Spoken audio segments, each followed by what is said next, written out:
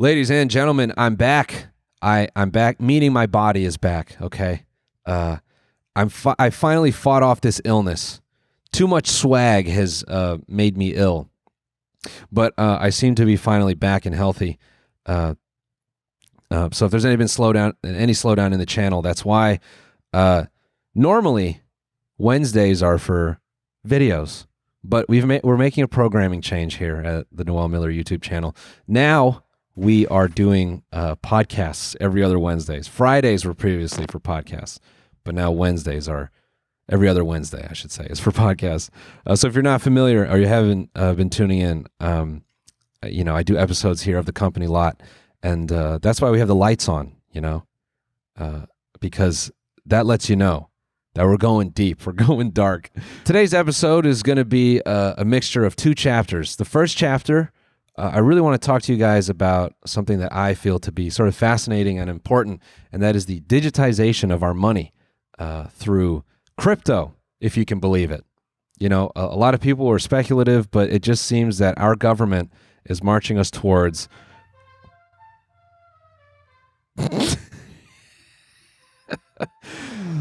Sorry, I ate a clown horn this morning. I ate a clown horn burrito, and that's what just came out of my ass. The digitization of our dollar by way of crypto seems to be a very, very real reality. And it makes it important if I say real and reality together. And then the second chapter of today's episode, I'll, get into miscellaneous issues and isms. On the last episode, I need to clarify a couple things. Because we don't have many advertisers on this episode, my dream would be to be fully supported by you guys. Okay? So, let's make that clear.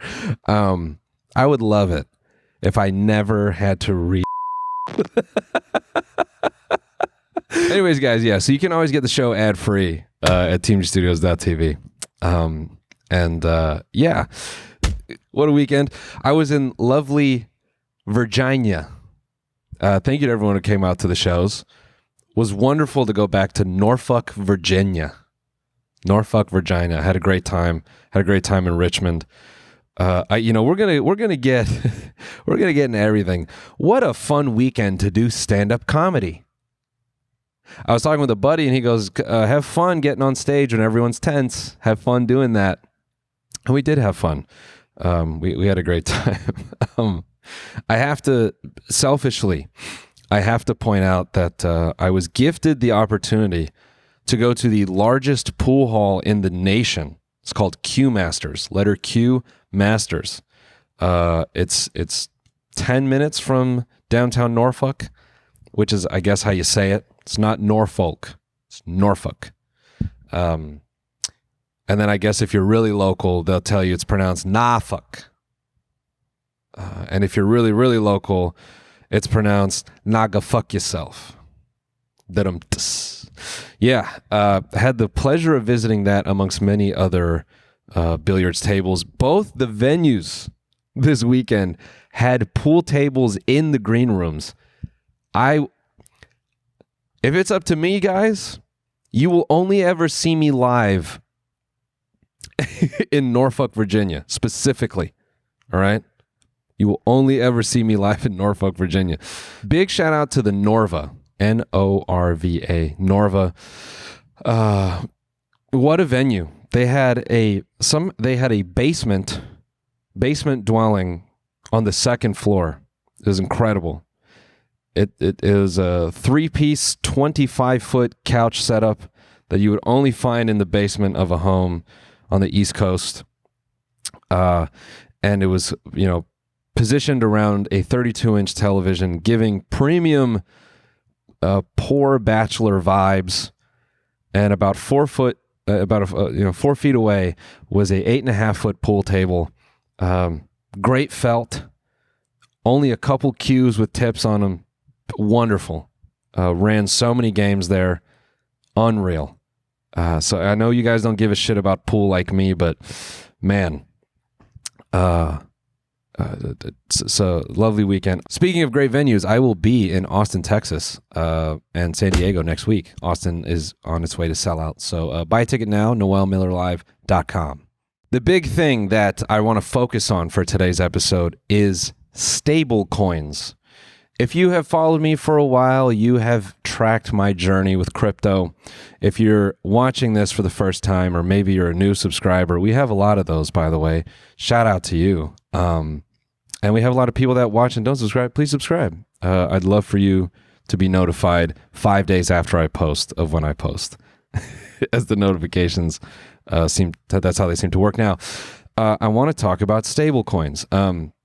Brief intro on my journey with crypto. I was there when it popped off. Like a moron, I tried to mine it with computers instead of taking advantage of the price increase on graphics cards. You know, when I look at all the graphics cards I purchased and the profit I could have sold them for, I could have taken all of that and just dumped it all into a crypto and never looked back.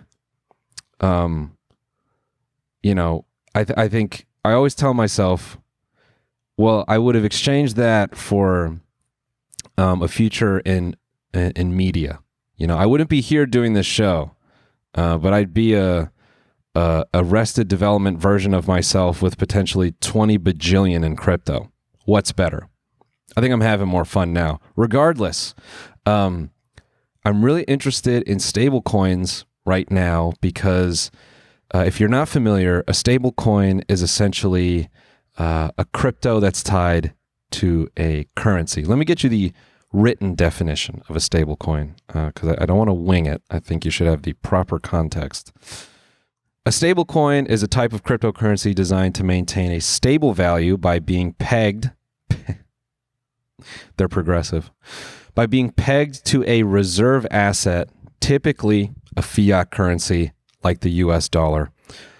I would go out and say that it's more than likely and most often the US dollar in our current environment. Now, why is this so interesting to me? Because stable coins seem to be the vehicle that the US government wants to use to digitize our currency.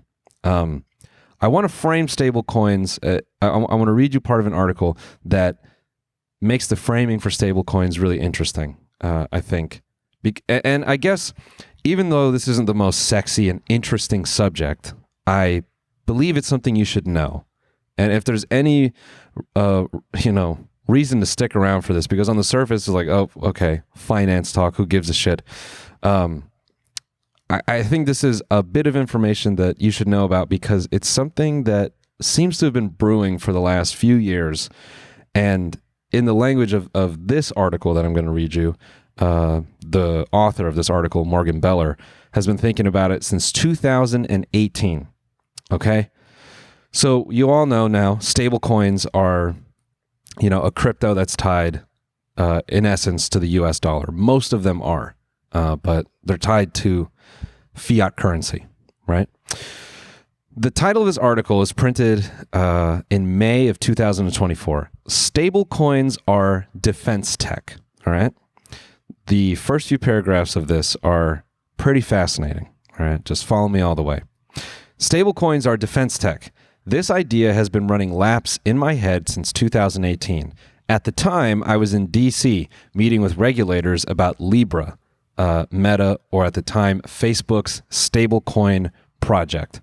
One of my personal motivations behind Libra was national defense. The basic idea is that the future of money will be more digital than it is physical. And stablecoins, in this case, cryptocurrency pegged to a stable currency like the US dollar, are the best tool we have for digitizing the dollar. If we don't digitize the dollar, we risk losing its position at the center of the financial world. If that happens, we will lose a critical pillar of U.S. stability and leadership that most people are taking for granted right now. And if the U.S. government doesn't recognize this soon, someone else will. If they haven't already, this has a reference to China by way of an emoji. Hence the defense angle. If you are a stablecoin founder and you haven't been thinking of yourself as a defense company, think again. And if you're a regulator who's been sleeping on the stablecoins and the role they will play in the hegemony of the dollar. Wake up. By the way, I got that word first time, one try, no problem. No editing tricks. This is the moment to act. The stablecoin market cap is near 150 billion and adoption continues to increase. If we want to create a stable infrastructure for finance, blah, blah, blah, blah. This part isn't important. Okay, so going deeper in the article, this is referring to the power of stable coins as they relate to the US dollar. Okay. The real power is security. If the dollar were to collapse, it would have huge repercussions throughout the world economy. Much of the world's monetary system is held together by the fact that the U.S. is stable, which means we are less likely to experience targeted attacks, financial warfare, hostile takeover, or worse. This is a fact that we even recognize in our own published national security strategy. This like references the national security strategy from like 2022. This goes on to reference like some publications by the CCP, and I'm not really trying to involve in that so much. This is all a lot of language to basically say that there is this open theory now, that the U.S. government needs to basically be the first to the stable coin market to maintain the power of the U.S. dollar, if it's even possible. I'm not saying that this is going to work, but the, just framing a stable coin as like defense for the country, I think is kind of how you have to look at this. Okay, so I'm going to jump around to a few articles to paint you a full picture as to why this is important.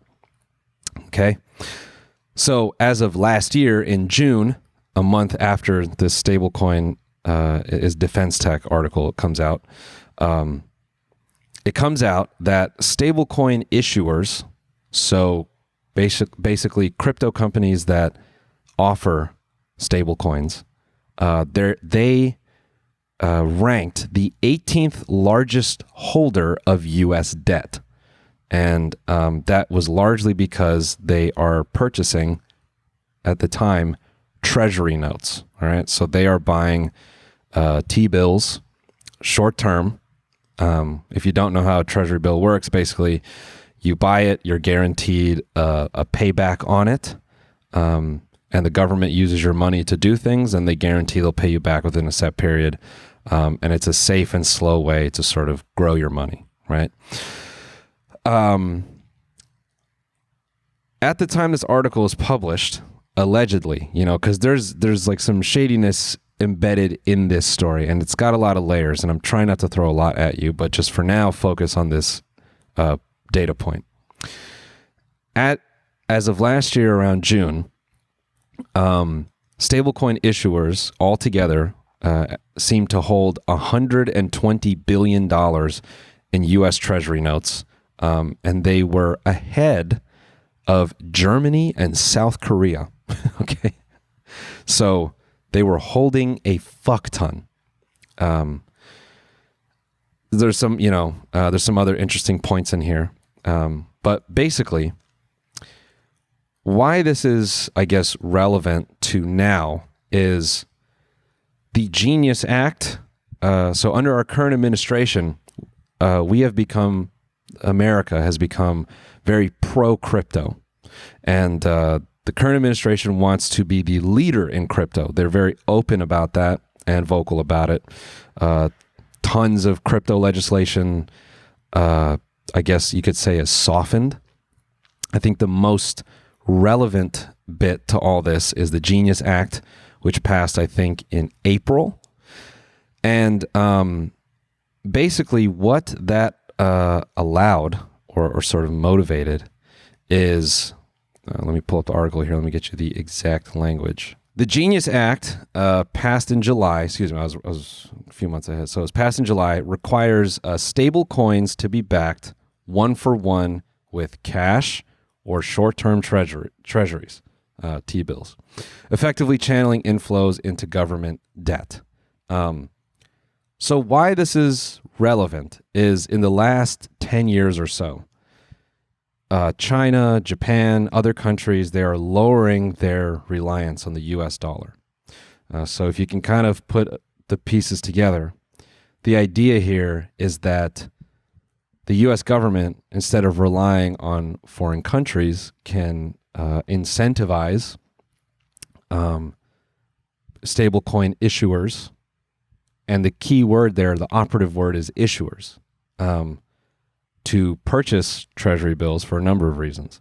One, to be a stablecoin issuer, you can actually be a corporate entity. It is not required that you are a bank, which is fucking insane. Secondly, the funniest part in all this is the Genius Act bans the stablecoin issuer from paying the yield. So let me make that simple. Normally, country buy treasury bill, make profit from U.S. government. You can go to bank, buy T-bill, expect profit from yield. If you are stablecoin issuer, you get to keep all profit. Holder of stablecoin get no profit. You as issuer are incentivized to reinvest profit into self and T-bill. So you don't even get the benefit normally of a treasury bill through a stablecoin. All that yield is either passed back to the government or to the issuer themselves. Obviously, to make it, this is because this undermines the banking system.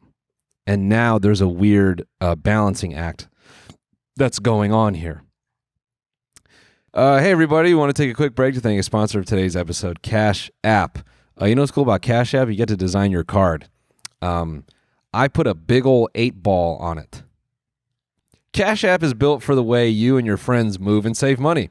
Splitting pizza with your friends or paying someone back for movie tickets? Well, no need to wait forever to get paid back when it can be done in a tap. Work hourly and get direct deposit. You can set it up on Cash App and get your money up to 2 days early.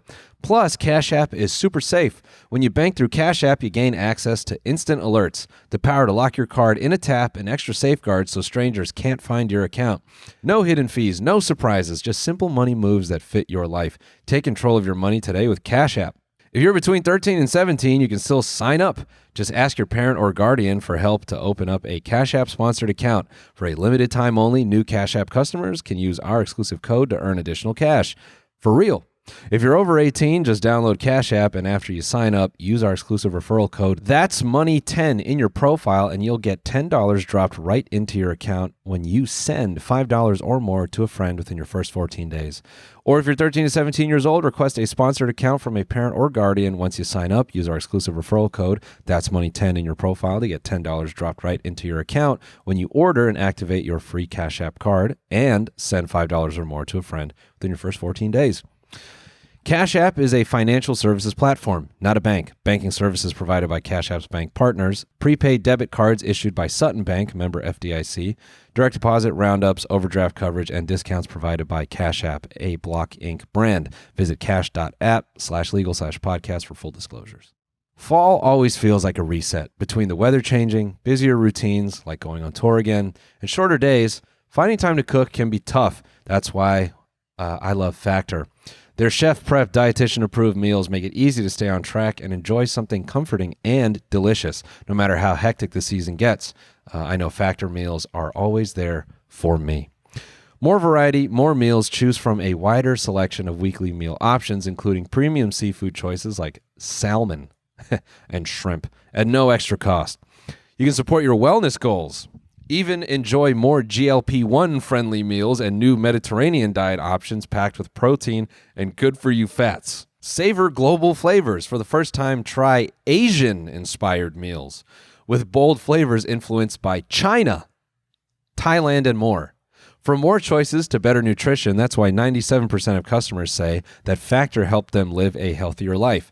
Feel the difference no matter your routine.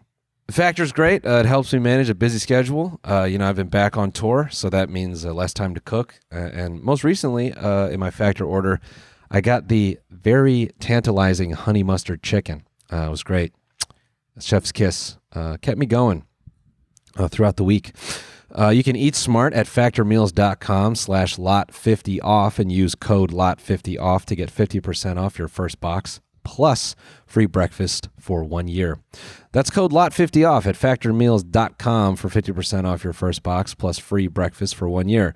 Get delicious, ready-to-eat meals delivered with Factor. Offer only valid for new Factor customers with code and qualifying auto-renewing subscription purchase. The U.S. government is basically we have a $37 trillion debt or whatever it is. The number doesn't even matter. It's so fucking made up. But I guess like if you're needing like a raw number of benefit, essentially, assuming this calculation is correct, every dollar deposited into stablecoins results in roughly 90 cents flowing into treasuries. Compare that with U.S. bank deposits, where only 11% of funds ultimately cycle into treasuries. So if a bank holds, $10 million, only $1.1 million of that would actually go into treasury bills. So this is guaranteeing a fuck ton of money goes into the government. And the idea here is that the government gets two benefits. They can essentially get the benefit of any crypto bro holding crypto who decides to put their money into stable coins. They get to take advantage of that by getting this guaranteed flow of cash, which continues to buy treasury bills. The treasury bills have to continue to sell. This to me is like a crazy mechanism of capitalism where the capitalism is a beast and it needs to fucking eat. And they need someone to buy these treasury bills because foreign countries are no longer buying treasury bills. I guess how this all relates to us in your day-to-day life is, if you can imagine, because by the way, Scott Bessent, like the what is his official title? I always butcher this one. It's so roundabout to me. United States Secretary of the Treasury. I guess for me, I would just wish they would refer to these people without the prefix of the United States. Just Secretary of the Treasury. I want my Google to be hyper-American, all right? Scott Bessent, or however you say his fucking name, he's very open about he thinks there's going to be like a stablecoin gold rush, and this is a way to digitize the dollar, and blah, blah, blah. If you can imagine your money being in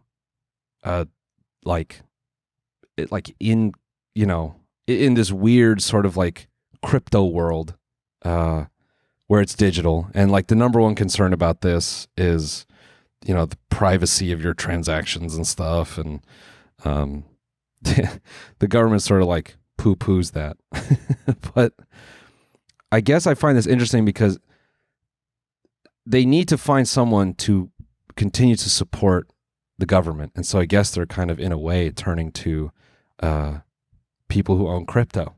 And right now, people putting their money from crypto into stable coins, it doesn't fucking hold a candle. It doesn't even put a dent in what the total,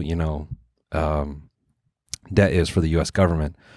But, they're sort of forecasting that stable coins and digital currency will be the number one, or not the number one, but a significant contributor to, I guess, sort of like the U.S. Financial system by 2028. At least that's what they're hoping for.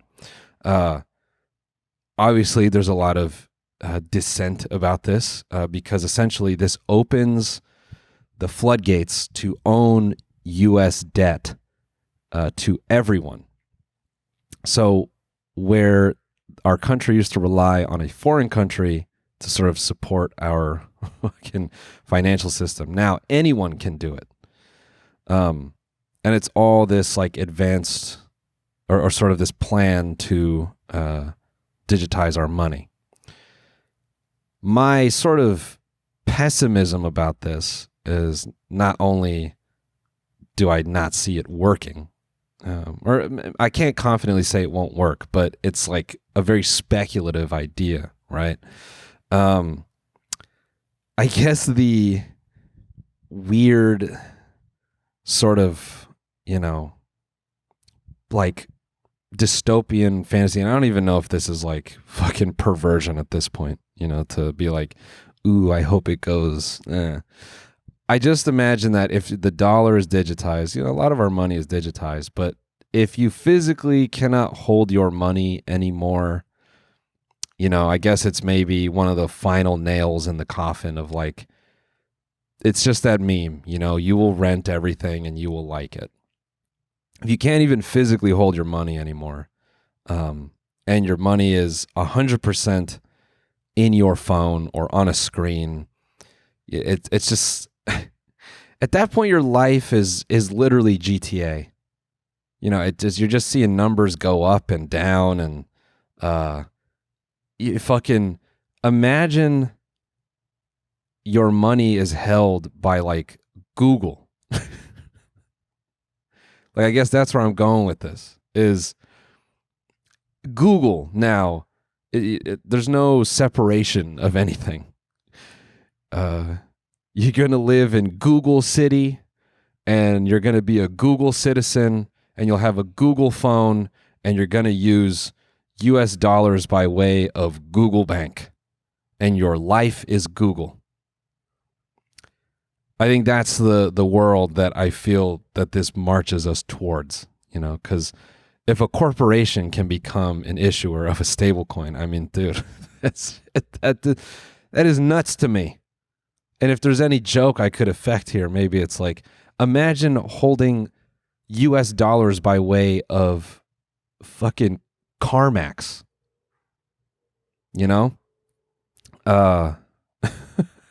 It's like, and I can't call it, I'm not an oracle of sorts, but I guess I find this interesting because a lot of stablecoin, discussion, like, the sort of like the digitizing of the dollar and its importance. A lot of articles have literally dropped in the last 4 weeks about this. I mentioned earlier there was some sort of like shadiness around these stable coins, and going back a couple years, some like the largest issuers of stable coins, like namely Tether, and I believe Circle is the other one, they were kind of caught seeming to share the same sort of like dollar amount of treasury bills. And it kind of raised the question of like, do these companies that supposedly issue these stable coins, do they even have holdings in treasury bills? Is it all kind of like bullshit? But that's kind of for another day. I think at minimum, if you needed a point to all this, I just think as a person, I feel the need to inform you that this is something that seems to be brewing in the background, and it might be part of the reality that we're approaching. So anyone that sort of wants to sort of be blasé, or I'm guilty of this, wanting to sort of just kind of wave off crypto and imagining a world where they just drop a quantum chip and it sort of nukes the relevance of crypto in our society. I wouldn't be so, maybe, can't be so quick to do that. Anyone that is pro crypto that watches me, you probably think I'm a fucking idiot, and that's fine.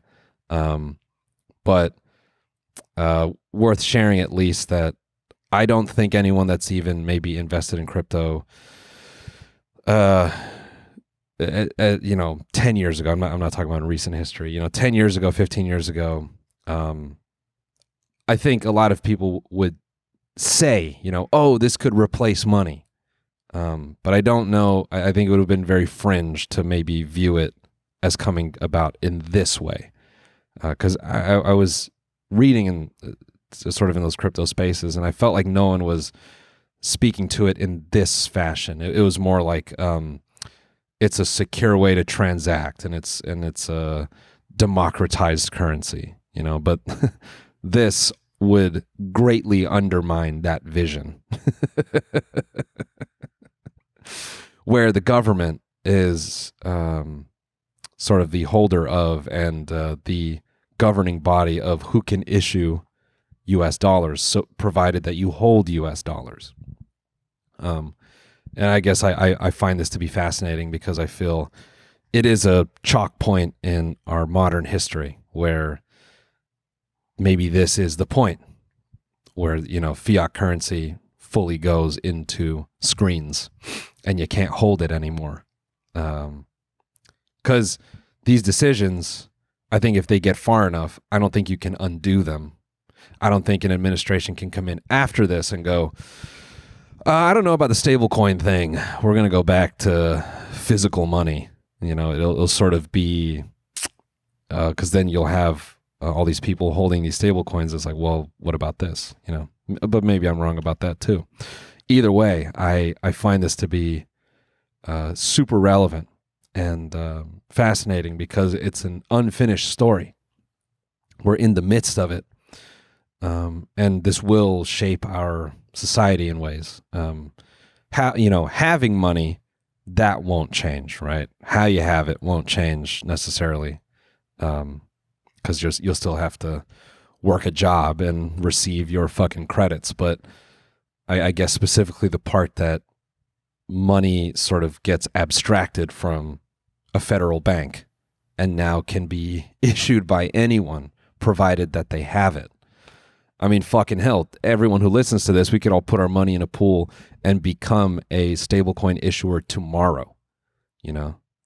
I guess this goes back to a few episodes where I said it's time to become a bank. You know, we're no longer individuals who contribute to society. That shit is out. Capitalism will fully realize its dream where we all become a bank and a CEO and the employee. We become the everything people. We have an infinite web of skills and labor available for anything that needs to be done. That is the capitalist wet dream. It's not that our skills are specified. It's that we are available bodies to do anything and everything at the drop of a fucking hat. Tomorrow, you're a video editor. The day after that, you're doing HVAC. The day after that, you're doing ledger on issuing money. Maybe that's my bleak takeaway from all this. But hey, Doja Cat has a new album coming out.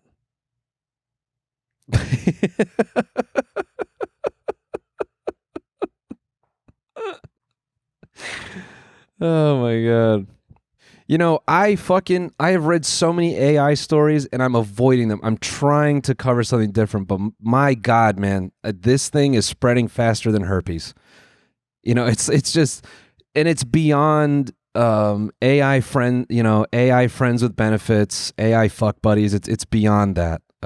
It is in everything. Okay, and I've looked up some counter opinions to AI, like people don't think they have the compute power. OpenAI doesn't make any money. I don't think any of that shit matters. I think the technology is it's too valuable for the vision of a lot of companies. You know, I just saw a TikTok clip this morning of, look at the, you know, I know I can be such a glib and like nihilistic dude, but man, you know, I guess there are certain things that get me riled up, and I'm watching a clip of this CEO on TikTok. It was a Bloomberg clip, and the smugness of this fucking guy. He's like, you know, we're the last human CEOs, and after us, it's going to be robots. You know, and then like, it just, he's so proud to have, you know, oh, I made my money. And after me, there's no hope. That might not be at the front of his mind, but it's at the back. He's feeling good about it. He made his 50 million and he's like, oof, thank God I'm getting out before this. You know, it's kind of has got that aura to him. Albania has appointed an AI-generated virtual minister named Diela to oversee public procurement and ensure transparency, aiming to prevent corruption. What the fuck are like you can break AI if you fucking dude, if you copy and paste there's a whole GitHub. I want to do a video on this guy, Pliny the Liberator. He's got a whole GitHub repo where you can just he gives you instruction on how to break these AIs. You're telling me I can fucking DM the prime minister and I can send it a script and break it and then hey, I've actually got a decree from the AI minister. You have to give me all your money and I get to have sex with your wife. Yeah, it's here. It's printed here. It's coded in law. I got it. Or you just send the prime minister into a fucking existential crisis. You get it to commit digital seppuku. Because I don't know if you guys saw those threads on Twitter, people making their AIs suicidal. Like a raw text going, I have to end myself. Leave it to a Gen Z prime minister to become suicidal. Yeah. This tees up nicely with Nepal, doing their election over Discord. I mean, it's such a the last 7 days feel like peak accelerationism. It just feels like breakneck pace, and it doesn't feel like it's going to stop. So, with that in mind, folks, we have to laugh. I genuinely believe I might be on one of the last comedy tours where you get to write your own jokes and say them. Because starting, I don't know, maybe a year from now, I can see it. There's going to be a Chat GPT terminal, and I'm going to have to scan in my jokes, and it's going to go, this set has a 26% risk rating. We recommend you rewrite the following sections to reduce your set to a 8% riot risk rating. The language you have chosen, while intended to be humorous, we find to be insightful of rebellion. While we appreciate personal and private opinions, we would like the crowd to leave with a positive mindset and positive headspace about their lives and the system at large. You have 60 minutes to rewrite your material and shred it here for it to be never spoken outside of this building again. I was imagining an algorithmically driven comedy club, because that'll happen too. You can be in the green room and you can scan in your material, and it's like, we find this material to have a low rating of 67% individuality, but it'll be flipped on its head. It's just not going to like that you say certain things.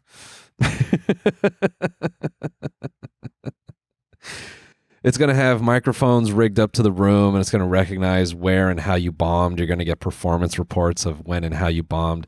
Being a stand-up comic will be converted into a retail sales job. You're going to have metrics, and it'll be part-time work. You'll get to do it for 30 cents an hour. People will marvel at the days when you got $50 for a set. It's all coming, because the beast must feed.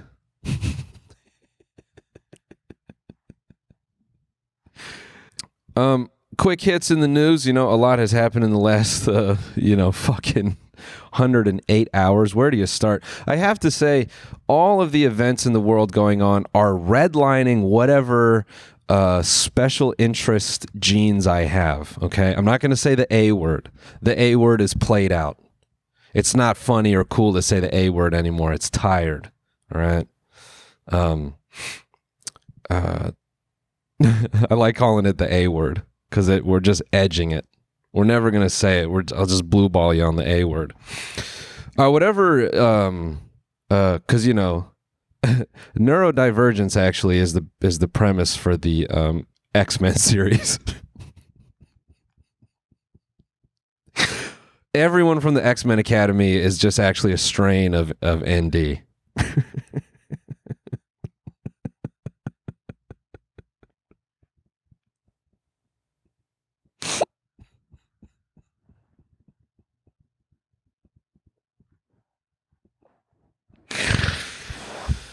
How do you think Gambit got so good with those cards? All right, as a special interest in Magic.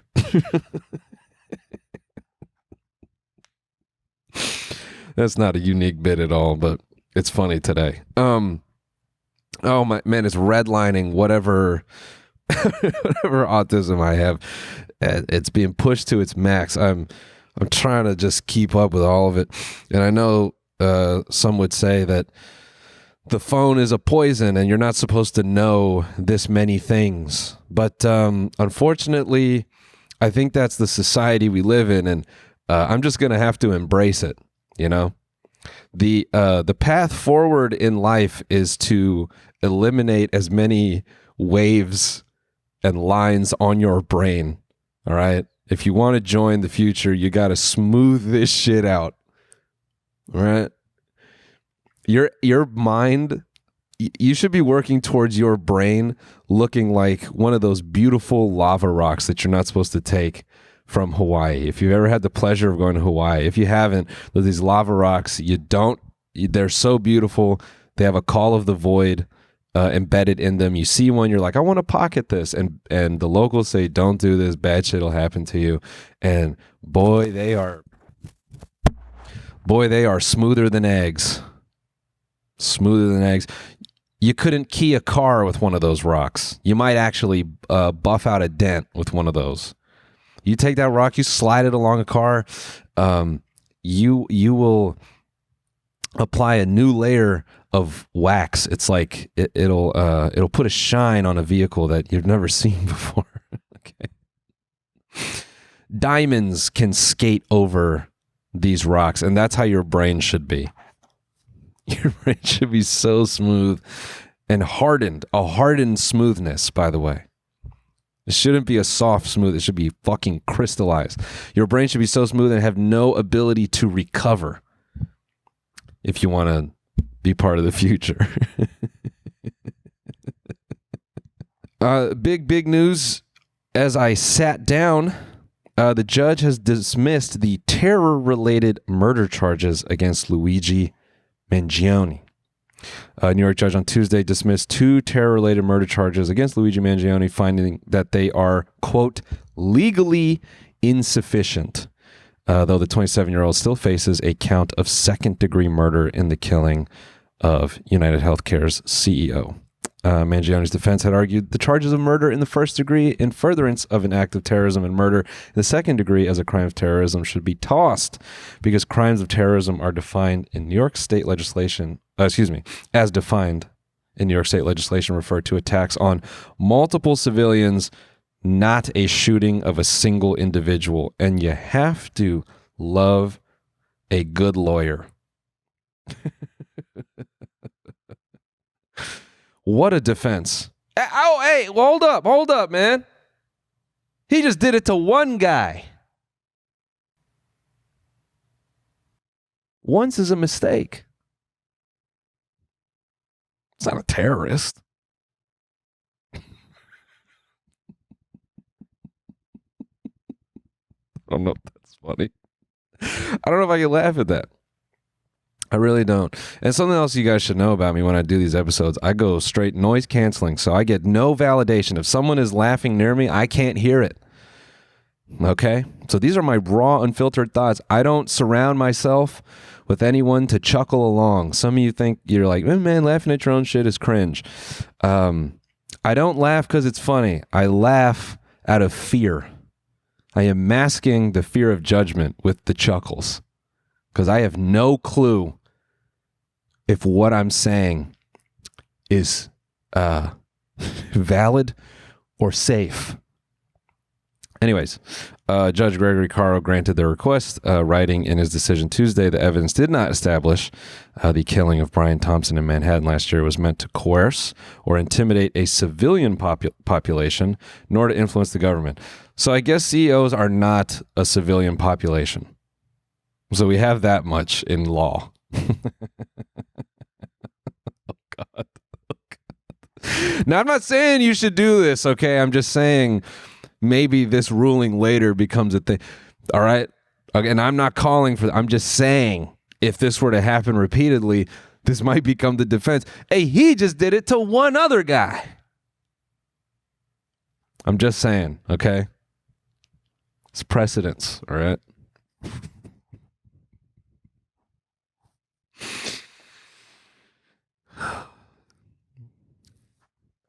This show would be so much easier if I just talked about, like, Sabrina Carpenter or something. I backed myself into this black hole. You gotta laugh at yourself sometimes, folks. I feel high right now. I feel insane. I know today's episode was not all rainbows. Wasn't a pot of gold at the end. But I guess in theme, I guess the end of today's rainbow is a pot of crypto. So thanks for tuning in, everybody. We'll see you on the next one. Goodbye.